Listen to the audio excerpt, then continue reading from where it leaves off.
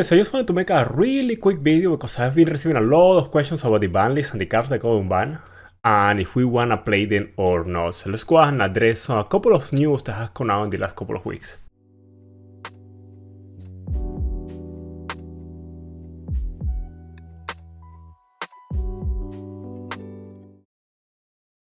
Alright, so we're gonna cover two things today that happened this week at the ban list and also the release of some new cards in the OCG.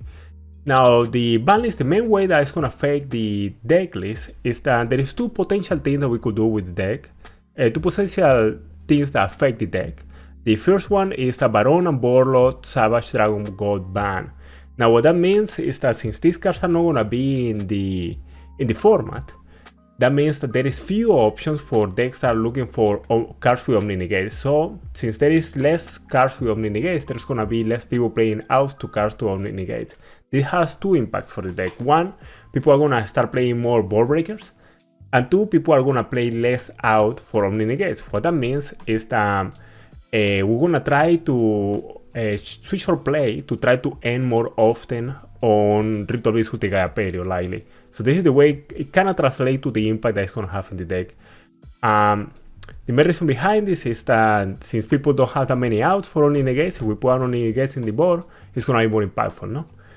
The second thing is that if people are playing more Ball Breakers, we're going to have the opportunity to go through our combo more often. What that means is that we currently, you will notice my deck list tomorrow, I mentioned how I'm playing one Ritual Beast Steeds right now.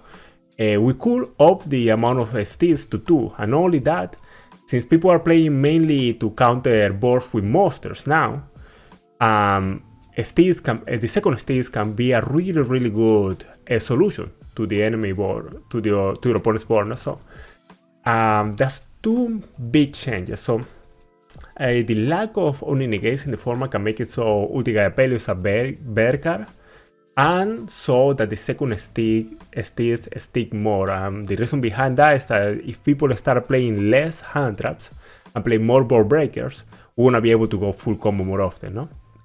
Now there is something that changed with this too. Nibiru become more impactful, no? So another thing that we could start seeing is that we might need to put Link Spider in the main deck, or we might or if you're not playing Link Spider in the side deck and Nibiru is being psych everywhere, we might need to start putting Link Spider in the side deck, no?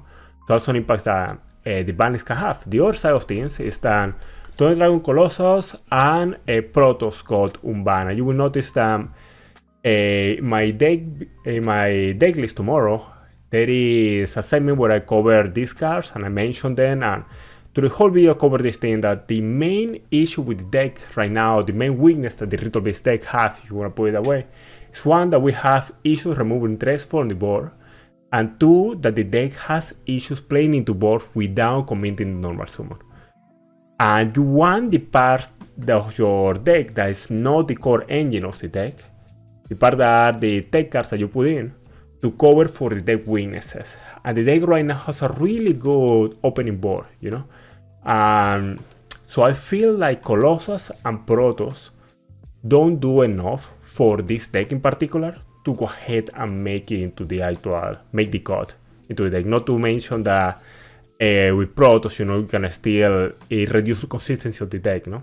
That's another thing that we could look more into if we notice that people start playing Protos with the deck. But so far, just to give some reference, Colossus has been legal in the OCG, and around November when the cards first came out, one deck top with Colossus. But apart from that, I haven't seen decks top with Colossus anymore, and I think it stopped being experimented with, and I think for a good reason, because the deck doesn't need the extra push going first, you know? What we need is more consistency. What we need is more power going second, you know, the ability to break boards. We need the ability to remove threats from the board. I'm going to speak more about that tomorrow in my other video. So I will consider, I'll be honest, I won't consider playing Colossus or Protos right now. Because even when we can make them, I don't feel they cover for the deck weaknesses. And the deck doesn't really need the extra push going first, you know. You don't need to end Protos to win a game. You don't need to end Colossus to win a game, you know. So that covers basically the impact that we have with the banlist. We still have to see, YCS rallies this weekend, and then we have Lake of Destruction. I always think I'm gonna confuse it with some of the other sets. It's Legacy of Destruction, all that stuff. But we have Lake of Destruction coming out, and we wanna see how that is gonna impact the game in TCG. Now, apart from all this, it was another announcement that happened this week, and this was a card that was announced for the OCG. That is gonna change the way that we play after game 1, I feel. And that is this Multchummy Purulia.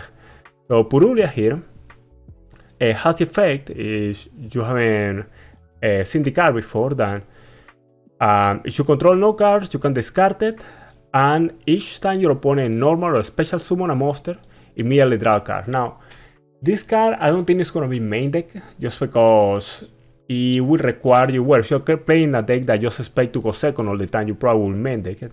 But if you're going first, you probably don't want this in your deck because it's only used for going second, no? And not to mention that it feels really bad if you draw it as a 6th card. So I don't think it's gonna be main deck, but I think it's very likely it's gonna be in the side deck. And remember, this is in Infinite Forbidden. So this is coming in July, the 3rd week of July. So it's a month after the Ritual Beast support get released. So we will have to see when we get there, no, how this card is impacting the format. But I find it very likely that this card is gonna be in a lot of side decks. And this will be the point when we start considering cards like Crossout Designator.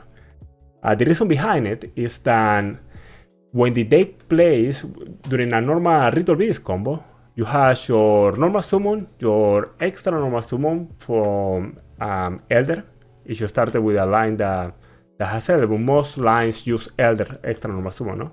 You have normal summon, extra normal summon from Elder, you have extra normal summon from Kimo Falco, and extra normal summon from Ulti Rotarian. You give your opponent 4 cards. That's a lot. And so we start considering cards. It will be the same impact or similar impact to how Maxi work in the OCG. And you see people playing a lot of Crossout Designator in the OCG. And if I was playing the deck in the OCG, I would be playing Crossout Designator because you have too many threats that basically just win games, So with 3 Nibiru's and 3, gosh, I still don't remember his name, and 3 Purulias, that's 6 threats, And I think at that point we start considering, okay, Crossout Designator might be a card that we want to put in our side deck, no? So if I were you, well, we have to see if it get reprinted, no? But I won't hesitate on getting a place if we see that it's not getting reprinted, no? So this card is gonna become very important. And another thing is that, when Infinite Forbidden come out, and I make a video about this card, the Fiendsmith also come out, no? So these are other things that we can consider. So we have a lot to consider when it comes to around the end of July, but at that point we probably are gonna make decisions based on how the format is looking and a little more educated, see how the Ritual Beast deck is performing after the first weeks that I saw in the TCG, and cross that bridge when we get there, no? So for now, just to reiterate, with less board breakers, Ulti-Gaia Paleo become a better card because people are going to be less prepared to... with less Omni Negates, Ulti-Gaia Paleo become a better card because people are going to be less prepared for that. And not only that, or combos, people move to a board breaker style approach, or combos we go through more often. What means is that we might want to include a second state in the deck. I'm currently playing 1, and I feel, at least in the current format with the Hunters, I think 1 is the correct number. I've gone through a lot more reason in my video tomorrow, but just want to mention that. The second thing, Collosus and Protos, I don't think the deck needed. I think they add a lot of punch going first, but the deck doesn't need that. It needs more power going second. It needs a better way to solve board states, And the last thing, when July comes around, Purulia is going to be a threat very likely in the side decks. And we might start considering cards to side like Crossout Designator. But until then, I won't consider Crossout Designator as a card that do enough for the deck to actually merit being the main deck. And we also have to consider at that point where we have the option of the Fiendsmith package too. So a lot to consider then, but until we get there, we have to prepare for when the deck is released, And for that, we at least have some more information in hand. And tomorrow, I'm gonna be releasing a video of how my deck list is currently looking, so you guys can get a better idea, not only how I'm thinking about the deck, but also if you are thinking about including your own things in the deck, my deck list tomorrow is not so much so you guys see the things I'm playing and copy the list. I don't have issue with you guys copying the list at all, but I would really like if you guys explore more the ideas, you know? And that's basically my main objective. So keep an eye out for that video. And apart from that, I want to thank you so much for watching. And I'm going to be seeing you guys I'm going to try to live stream this weekend. If not, keep an eye out for the release tomorrow, for the video tomorrow. That's a good one. Thank you.